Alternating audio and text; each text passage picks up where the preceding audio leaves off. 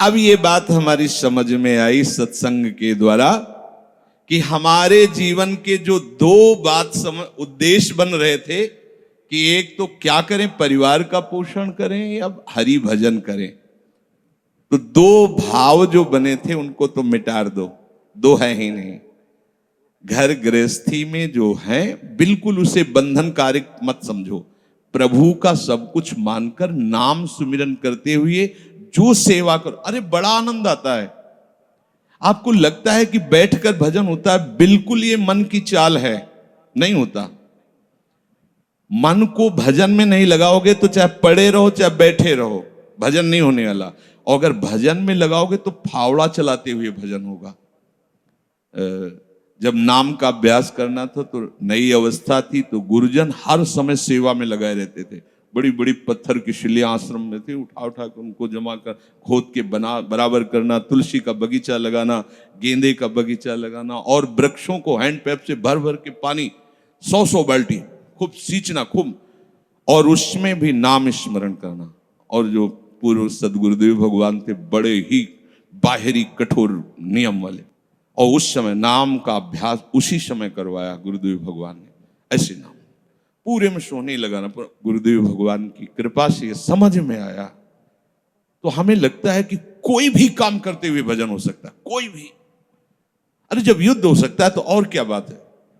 अब बोलो आपका निर्णय कि मैं परमार्थ में जाऊं या व्यवहार ठीक करूं।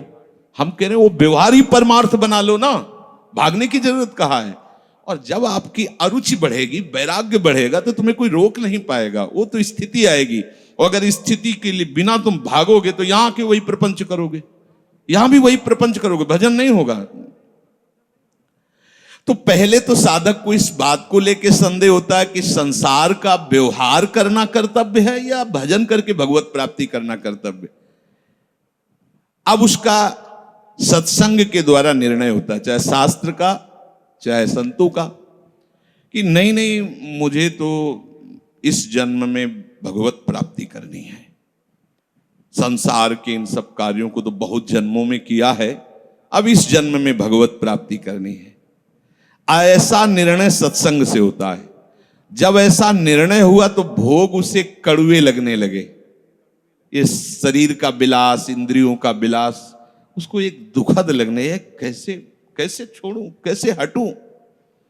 अब उसी को वैराग्य कहते हैं। अब उसके अंदर वैराग्य बढ़ने लगा। जब वैराग्य बढ़ने लगा तो वो प्रभु की तरफ चलने के लिए उतावला हुआ। अब उसके सामने प्रभु की तरफ चलने के लिए जो बताने वाले वो शास्त्र हैं और वो संत जन हैं। अब इतने संत जन हैं कि उनकी सबकी अलग अलग साधना है, अलग अलग उपासना है। इतने शास्त्र हैं कि उनकी अलग अलग धाराएं हैं, और बिना इसके कल्याण नहीं होगा।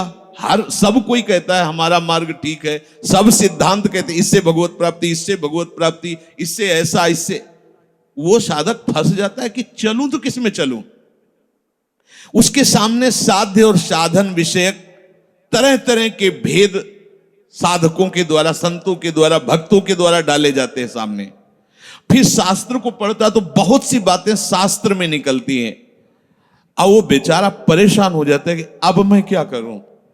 संसार का तो सत्संग के द्वारा समझ लिया कि ये ठीक नहीं, मुझे भगवत प्राप्ति, पर कैसे भगवत प्राप्ति करूं। अब इसका निर्णय करना उस नवीन साधक के लिए बहुत कठिन होता है। परंतु भगवत कृपा का वो जिसने आश्रय ले लिया वो यहां टिकता नहीं है इस संशय में। परमार्थ भगवत कृपा से पुष्ट होता है। सबसे पहले प्रभु हरि को गुरु बनाना चाहिए, वही सबके गुरु हैं। जब हम घर से निकलने की सोच रहे हैं उस समय वो सोच भी गुरु दे रहा है, वो हरि गुरु उस समय सोच भी दे रहा है वही। तो जब हमारी ऐसी स्थिति आती है कि हम निर्णय नहीं कर पाते तो अंदर से प्रभु को पुकारना चाहिए, हे गुरुदेव हरि, आप प्रकट रूप में मिलो और मेरा समाधान करो। अब जो ही वो अंदर से ऐसी दशा में प्रभु की शरण होकर के पुकारता है तो भगवत कृपा उसे सदगुरुदेव के रूप में प्राप्त हो जाती है। ये ओहो, जो मैं खोज रहा था वो मिल गया, वो अंदर से भगवान उसको वहां पहुंचा देते हैं, वो बात सुनवा देते हैं, वो संयोग बैठाल देते हैं, जिससे उसके सारे संशय नष्ट हो जाते हैं। अब वो संपूर्ण शास्त्र और संपूर्ण संतों के मत को प्रणाम करके अपने गुरुदेव की आज्ञा पर चलने लगता है। अलग अलग वर्णन है संप्रदायों के सिद्धांत, अलग अलग शास्त्रों की युक्तियां वर्णन है। हम कितनी युक्तियां कितनी चलेंगे तो एक युक्ति में ही। तो इतनी बात समझ लेना है कि हम प्रभु के अंश हैं, इसमें किसी भी संप्रदाय का कोई कटाक्ष नहीं। जीव प्रभु का अंश है, इसमें किसी भी संप्रदाय की कोई टिप्पणी नहीं है ना, ठीक है। दूसरी बात, संसार भगवान की माया है, सब संप्रदाय है ना, तो इस माया को त्यागना है। बात समझ में आ गई। तीसरी बात है, भगवत प्राप्ति करनी है। ये तीन बातें किसी भी संप्रदाय में कहीं भी कोई काट नहीं इनकी। हम प्रभु के अंश हैं, ये संसार माया के द्वारा रचित है। संसार का, संसार के भोगों का त्याग करने वाला ही भगवत प्राप्ति के योग्य होता है। भगवत प्राप्ति करना हर संप्रदाय का लक्ष्य है, चाहे वो उपासना कुछ भी हो। संसार का त्यागना हर संप्रदाय का लक्ष्य है। कोई भी आप शास्त्र, सिद्धांत या संप्रदाय देखिए, संसार के भोगों का, संसार की आसक्ति का त्याग, और हम प्रभु के हैं, ये सिद्ध बात है। किसी भी संप्रदाय में हो, जीव भगवान का अंश है, ये निश्चित बात है। तो ऐसा निर्णय गुरुदेव की कृपा से स्वाभाविक हो जाता है कि अब सब सिद्धांतों को भले सुन लें, लेकिन हमें चलना का हमें पता है। हमारे गुरुदेव ने हमें बता दिया है, हमारे माई श्यामाजू को राज, हमें चलना। राहु को काहू मनै दिए, पर मेरे प्राणनाथ श्री श्यामा शपथ करो तृण छिए। मन क्रम वचन त्रिशुद्ध सकल मत, हम श्री हित हरिवंश उपासी। हा हरि रा राधा वा वृंदावन सा सहचरी। साधक की बुद्धि गुरुदेव के प्रताप से उपासना में निश्चल हो जाती है। एक एक बात को समझिए। प्रभु कह रहे, जिस काल में शास्त्रीय मत भेदों से विचलित हुई तेरी बुद्धि निश्चल हो जाएगी, परमात्मा में अचल हो जाएगी, उसी काल तू योग को प्राप्त हो जाएगा। कैसे होगी निश्चल? अगर हम शास्त्रों में भटकते रहो, कई बार समझने के बाद भी ये निश्चय होता था कि ये आश्रय ठीक है या अहम ठीक है। क्योंकि जब एकोहम बहुश्यामा वही ब्रह्म बहुत रूप, मैं भी तो ब्रह्म हूं ना। मैं भ्रम से अपने को अंश मान रहा हूं, भ्रम से अपने को जीव मान रहा हूं, भ्रम से अपने को शरीर मान रहा हूं, वही हूं। सेवक से विभाव बिन भाव न तरी उर्गारी। काकभूषण जी कह रहे, बिना सेवक और स्वामी के भाव के संसार से तरा नहीं जा सकता। एक में है सेवक स्वामी भाव के बिना नहीं तरा जा सकता, और एक है कि जब तक सेवक स्वामी भाव भेद है तब तक अविद्या है। अविद्या है तो मोक्ष नहीं। बड़ा झंझट है, बड़ी समस्या है। उसका समाधान केवल गुरुदेव के वचन से होता है। मोक्ष मूलम गुरु कृपा, वो बता दी, ऐसे चलो बस। दूसरे के लिए सुनना, दूसरा कोई गलत नहीं है। बहुत से मार्ग हैं, बहुत से संप्रदाय हैं, बहुत से सिद्धांत हैं। हम सब संप्रदाय, सब सिद्धांत, सब मार्गों को एक साथ नहीं निर्वाह कर सकते। एक मार्ग में चलेंगे तो जो हमें गुरुदेव मिले भगवत प्रेरणा से, उनके द्वारा बताई हुई साधन पद्धति में अपनी बुद्धि निश्चल कर दे। निश्चल कोटि जन्म लग रगर हमारी, बरऊ शंभुनता राहु कुमारी। इसे निश्चलता कहते हैं, इसे अटल कहते हैं। चाहे जितनी परीक्षा ले लो, चाहे जैसा दुख दे दो, चाहे जैसा प्रलोभन दे दो, लेकिन अब अपने प्रियाजू के गोरे चरणार बिंदु के सिवा अन्य आश्रय नहीं ले सकते। ये अचल बुद्धि हो गई। साधक की बुद्धि निश्चल हो जाती है कि अब तो मुझे केवल प्रिया प्रीतम का नाम रटना है, प्रिया प्रीतम की सेवा करनी, प्रिया प्रीतम के भरोसे में रहना, और प्रिया प्रीतम के पास ही जाना है। ये निश्चय लगभग लगभग ऐसा तो हो गया होगा, क्योंकि सत्संग सुन रहे हैं बहुत काल से। कई बार सत्संग में कहा, चित्त का समाधान हो जाना ही उपासना की परिपक्वता है। यदि आपसे कोई प्रश्न करे कि आपका उपासना का स्वरूप क्या है, तो श्री राधा जुग चरण निवास, बस, आगे कुछ है ही नहीं। हमारा केवल उपास्य तत्व प्रेम, प्रेम का मूर्तिमान स्वरूप लाडली लाडली के गोरे चरणारविंद, बस भजन साधन ये सब उनकी कृपा से हो रहा है। हमारा लक्ष्य केवल लाडली, भरोसा केवल लाडली, अपनापन केवल लाडली। अभी जीत गए, अभी जीत गए, ज्यादा जैसी तरिवंश प्रपंच बंच सब काल ब्याल को खायो, यह जिए जान श्याम श्यामापद कमल संग सिर नायो। मुझे प्रियालाल को प्राप्त करना ये दृढ़ निश्चय हुआ गुरुदेव की कृपा से। ऐसा दृढ़ निश्चय होने वाली बुद्धि को अचल कहते हैं। जब दृढ़ निश्चय हो जाता है तो साधन अब सिद्धावस्था में परिणित होने लगता है। ध्यान रखना, जब तक ये करें कि ये करें कि ये करें कि ये करें ऐसा चलता रहता है तब साधक रहता है। और जब ये निश्चय हो गया है अब उसका साधन सिद्धावस्था की तरफ जा रहा है, क्योंकि अब उसको निश्चय की जरूरत नहीं, वो हो चुका है। प्यारी जो प्यारे जो वृंदावन धाम, नाम रूप लीला उनके गुणों का गायन, ये हमारा तय हो चुका है, इसमें कोई मिलावट नहीं होगी। अब साधन नहीं हो रहा, अब वो धीरे धीरे परिपक्व हो रहा है, गाढ़ हो रहा है, वो सिद्धावस्था की तरफ जा रहा है। तभी प्रभु कह रहे हैं कि बुद्धिस्तदा योग मवाप्स्यसि, अब वो योग को प्राप्त हो रहा है। निश्चय हो गया, अब योग को प्राप्त। देखो निश्चय है कि नहीं, ना हो तो कर लीजिए। अब हमें साधन संबंधी जिज्ञासा नहीं रहनी चाहिए कि मुझे क्या करना है। अगर ये जिज्ञासा रही मुझे क्या करना है तो सब किया कराया माटी हो गया। मुझे क्या करना है, प्रियाजू कहूं, प्रियाजू के लिए श्वासें, प्रियाजू के लिए शक्ति है, उन्हीं के द्वारा दी, उन्हीं की, चाहे गृहस्थी में हूं चाहे विरक्ति में हूं, प्रियाजू कहूं, प्रियाजू के लिए चेष्टा करो। प्रियाजू ही हमारी मालिक है, हमारे जीवन का पूरा अधिकार प्रियाजू को है। अब वो दुख दें सुख दें, लाभ है हानि है, दुर्गति है नरक है स्वर्ग है, इसकी मुझे कोई परवाह नहीं। इतना तो निश्चय हो जाना चाहिए। और इतना निश्चय हो जाए तो भगवान से भी कृपालु हमारी लाडली जी हैं। भगवान को बहुत करुणा समुद्र कहा गया है भी, लेकिन उस करुणा समुद्र का गाढ़ रूप श्री लाडली जी महाराज हैं। अरे इनके भरोसे हो जाने पर अलबेली सरकार है, कहीं आज तक पर जल्दी कोई भरोसा इधर का पा नहीं पाता, क्योंकि ये एकांतिक महल है। और जिसे भरोसा मिल गया वो निहाल हो गया, निहाल हो गया। अब उसे प्रियाजू के साथ नित्य संयोग का अनुभव होने लगेगा। ध्यान दीजिए, बुद्धि का निश्चय, उपासना का परिपक्व अवस्था की तरफ पदार्पण हो रहा है।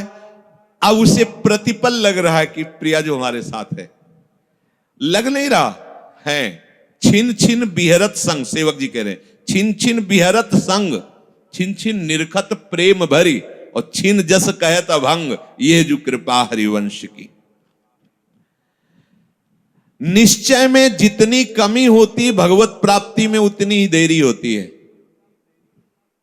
निश्चय में जितनी कमी होती है भगवत प्राप्ति में उतनी देरी होती है। क्रिया से भगवत प्राप्ति नहीं है, निश्चय से भगवत प्राप्ति है। निश्चय गुरु कृपा से होता है, गुरु वचनों से होता है, सत्संग से होता है।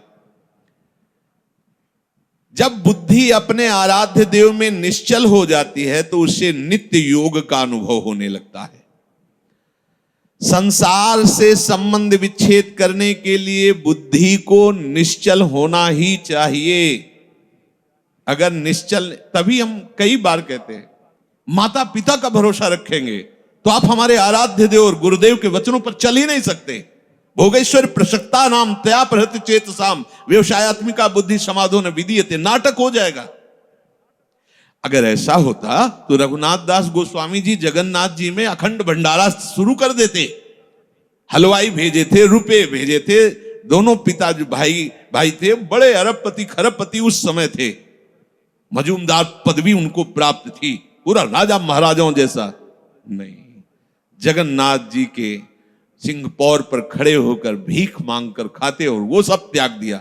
ये है परमार्थ का स्वरूप। ऐसा संसार से संबंध विच्छेद करने के लिए तैयारी करनी ही है।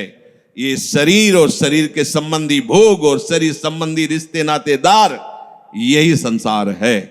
इससे अंदर से संबंध विच्छेद किए बिना कोई न भक्त हो सकता है, न महात्मा हो सकता है, न भगवत प्राप्ति कर सकता है। जो प्रभु से बिछुड़ा हुआ बहुत जन्मों से है और संसार से अपनापन किए हुए है, अब बिना ये अपनापन संसार से हटाए प्रभु से योग हो ही नहीं सकता। चाहे जिससे आशीर्वाद मांग लो, चाहे जिससे आप जाकर के कहो कि हमें हाथ रख दो। लोग ऐसे बावरे हाथ पैर रखने से कुछ होता है क्या? कुछ नहीं होता। बड़े बड़े सिद्ध महापुरुषों के दर्शन हुए जो ब्रह्माकार वृत्ति में, उनके जब वचन सुने तो केवल साधन पक्ष की बात की है। आप अपने भजन पर अधिकार रखो, केवल आप अपने संयम नियम पर अधिकार रखो, अपनापन प्रभु से रखो, बस यही आशीर्वाद है कि तुम्हारा साधन बन जाए, तुम्हारा उपासना में मन लग जाए, ये आशीर्वाद है। अगर इसमें नहीं लगा तो कोई आशीर्वाद फलीभूत नहीं होगा। ये सब भ्रम की बातें छोड़ दो। नौटंकी नाटक अलग चीज है। ये ले सेव संतरा और हाथ सहला दिया और लिफाफा रख दिया, ये नाटक तो बहुत बढ़िया हो सकता है, लेकिन ये आशीर्वाद मत समझना। तुम्हारी भजन में रुचि हो जाए, तुम्हारी विषयों में अरुचि होकर संयम नियम पूर्वक प्रभु आराधना में मन लगने लगे, ये संत का आशीर्वाद फलीभूत हो गया। जो आपने शरीर और शरीर के संबंधियों पदार्थों में अपनापन कर लिया, ये भूल त्यागे बिना तुम्हारा योग हो ही नहीं सकता। कितनी बढ़िया बात, बड़ी अमृतमयी बात है। और जब आप संसार से वियोग करोगे तो प्रभु से योग स्वाभाविक हो जाएगा, करना नहीं पड़ेगा, क्योंकि वो हमारे हैं।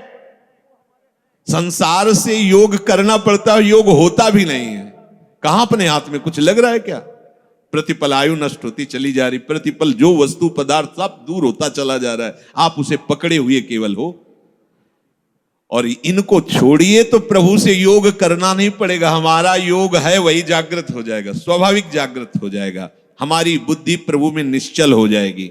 अब प्रश्न बनता है कि जिसकी प्रभु में बुद्धि निश्चल हो जाती है उसके क्या लक्षण होते हैं? अर्जुन जी कह रहे, स्थित प्रज्ञस्य का भाषा समाधिस्थस्य केशव, स्थित धी किम प्रभासेत किमासीत ब्रजेत किम। जिसकी बुद्धि प्रभु में स्थिर हो जाती है, अचल हो जाती है, निश्चल हो जाती है, उसके क्या लक्षण होते हैं? अर्जुन ने पूछा। वो स्थिर बुद्धि वाला कैसे बोलता है, कैसे बैठता है, कैसे चलता है और कैसे व्यवहार करता है? बहुत सुंदर विषय है। जिसकी बुद्धि प्रभु में स्थित हो गई है, अर्जुन जी प्रश्न कर रहे हैं कि वो कैसे लक्षण होते हैं तो समझा जाए कि इसकी बुद्धि स्थित है। वो कैसे बोलता है, उसकी वाणी से कैसे पहचान किया जाए कि जो बोल रहा है ये स्थिर बुद्धि वाला है, या जो बोल रहा है वो चलायमान बुद्धि वाला है। अभी परमात्मा में इसकी निश्चयात्मिका बुद्धि नहीं हुई है। वो बैठता कैसे है, वो व्यवहार कैसे करता है, वो चलता कैसे है? अर्जुन जी ने ऐसा प्रश्न किया तो प्रभु उत्तर दे रहे हैं कि प्रजहाति यदा कामान, बहुत अमृत में वचन है। प्रजहाति यदा कामान सर्वान् पार्थ मनोगतान् आत्मन्येवात्मन तुष्टः स्थित प्रज्ञस्तदोच्यते। आहा, जो स्थित प्रज्ञ बुद्धि, स्थित अचल, जिसकी बुद्धि अपने आराध्य देव में अचल हो गई है। किसकी? जिसकी संपूर्ण कामनाएं भली भांति शांत हो गई है। आहा, सर्वान कामान, संपूर्ण कामनाएं प्रजहाति, भली भांति शांत हो गई, अब कुछ नहीं चाहिए। वो अपने आप से अपने आप में संतुष्ट रहता है। इसके दो भाव हैं कि वो अपने आत्मस्वरूप में नित्य आनंद में डूबा रहता है। भक्ति में वो अपने आप से अपने आप में आनंदित। अपने आप कौन है? हमारे प्रभु है। किसी क्रिया से नहीं, किसी पदार्थ से नहीं, बाहरी किसी सपोर्ट से नहीं, इसीलिए अपने आप से, आत्मन्य वात्मना तुष्टा, अपने आप से। प्रियाजू को सबसे ज्यादा प्रसन्नता और सुख पहुंचाने वाली बात है, आपको अपने आप को दे देना है। यही सबसे बड़ी सेवा है। हम लोग बचा के अपने को रखते हैं और पदार्थ आदि देना चाहते हैं। हम महीना तुम्हें दे सकते हैं, हम रुपए क्या भोग सामग्री दे, लेकिन हम, हमारे लड़के, हमारा परिवार, हमारी ये, हमारी हम, ये सब मायाकृत है वस्तु, जो जहां जैसा ठीक है आप अपने आप को दे दो। ऐसा नहीं हो पाता। आप अपने आप को बचा के रखते हैं, अपना अस्तित्व बना रखते हैं, रंग नहीं आएगा। मैं ये मन आदत सो मई बुद्धिम निवेश है, मेरे में मन बुद्धि को अर्पित कर दो। फिर जब आता है कि कैसे करें, फिर वो साधन पद्धति प्रारंभ कर दी जाती है। नहीं तो सही पूछो तो इसमें साधन का कोई योग नहीं होता। आप समझ नहीं पाते, इसलिए साधन का योग कि करो, धीरे धीरे आपकी जो पूर्वाभ्यास हो मिटे, तब ये बात सीधे प्रियाजू की प्राप्ति के लिए आप पर्याप्त हैं। निश्चय कर लो श्यामाजू की सिवा। अब जैसी दिनचर्या है उस पर थोड़ी दृष्टि डाल लो कि श्यामाजू के विरुद्ध आचरण ना होने पाए। मस्त रहो, भरोसे पे मस्त रहो। देखो सारे सद्गुण दैवी संपदा आपके अंदर आ जाएगी। सारे शरीर को स्वीकार करके भोगों में सुख है ऐसा माना तो सारी आसुरी प्रवृत्ति आ गई है। मानने मात्र से आपने केवल माना कि मैं विरक्त हूं तो बहुत से अंकुश अपने आप लग गए। विरक्त हूं, जहां आपकी मान्यता होती वैसा रंग चढ़ने लगता है। मैं प्रियाजू का हूं, प्रियाजू मेरी हैं, ऐसी मान्यता से सारे भागवतिक सद्गुण आ जाएंगे जो महात्मा में होते हैं, जो रसिकों में होते हैं, जो भगवत प्रेमियों में होते हैं। अब ये बात समझ में नहीं आती, इसलिए फिर लगाया जाता है आप ऐसा करो, इनको त्यागो, उनको, छोटे छोटे छोटे छोटे सब करते हुए जब यहां आता है, अगर वो अपने आप को नहीं दिया, ये सब कर रहा है तो उसका फल होगा प्रियाजू नहीं मिलेंगी। अपने आप को कर तो अभी से समझ लो, अभी से आपको प्रियाजू मिलेंगे, अपने आप को समर्पित।